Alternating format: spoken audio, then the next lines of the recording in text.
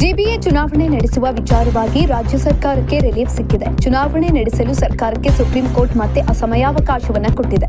ಭಾರತದ ಮುಖ್ಯ ನ್ಯಾಯಮೂರ್ತಿ ಸೂರ್ಯಕಾಂತ್ ನೇತೃತ್ವದ 3 ನ್ಯಾಯಾಧೀಶರ ಪೀಠವು ಜಿಬಿಎ ಚುನಾವಣೆ ಗಡುವನ್ನು ವಿಸ್ತರಿಸಿದೆ.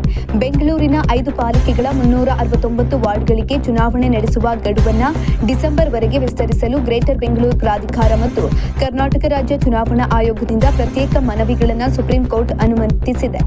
ಕರ್ನಾಟಕದಲ್ಲಿ ಮತದಾರರ ಪಟ್ಟಿಯ ವಿಶೇಷ ಸಮಗ್ರ ಪರಿಷ್ಕರಣೆ ನಡೀತಾ ಇದೆ. ಎಸ್ಐಆರ್ ನವೆಂಬರ್ನಲ್ಲಿ ಅಂತ್ಯಗೊಳ್ಳಲಿದೆ. ಸಿಬ್ಬಂದಿ ಎಲ್ಲಾ ಎಸ್ಐಆರ್ ಕೆಲಸದಲ್ಲಿದ್ದಾರೆ ಎಂದು ಸುಪ್ರೀಂಗೆ ಸಲ್ಲಿಸಿದ ಅರ್ಜಿಯಲ್ಲಿ ಉಲ್ಲೇಖಿಸಲಾಗಿತ್ತು. ಸರ್ಕಾರದ ಪರ ವಾದ ಮಂಡಿಸಿದ ಕಪಿಲ್ ಸಿಬಲ್, ರಾಜ್ಯದಲ್ಲಿ ಎಸ್ಐಆರ್ ನಡೀತಾ ಇದೆ, ಸಮಯ ನೀಡಿ 5 ಪಾಲಿಕೆಗಳ ಚುನಾವಣೆ ನಡೆಯಬೇಕು. ನಾವು ಚುನಾವಣೆ ಮುಂದೂಡಿಕೆಗೆ ಅರ್ಜಿ ಸಲ್ಲಿಸಿದ್ದೇವೆ. ರಾಜ್ಯ ಚುನಾವಣಾ ಆಯೋಗ ಸುಪ್ರೀಂ ಕೋರ್ಟ್ಗೆ ಮಾಹಿತಿ ನೀಡಿದೆ ಅಂತ ತಿಳಿಸಿದ್ದಾರೆ.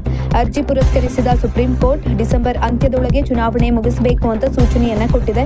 ಡಿಸೆಂಬರ್ನಲ್ಲಿ ಮತ್ತೆ ಕಾರಣ ತರಬೇಡಿ ಅಂತ ಕೋರ್ಟ್ ಹೇಳಿದೆ. ಜನವರಿ ವೇಳೆಗೆ ಚುನಾವಣೆ ನಡೆಸಿರುವ ಮಾಹಿತಿ ಸಲ್ಲಿಸುತ್ತೇವೆ ಅಂತ ರಾಜ್ಯ ಸರ್ಕಾರ ತಿಳಿಸಿದೆ.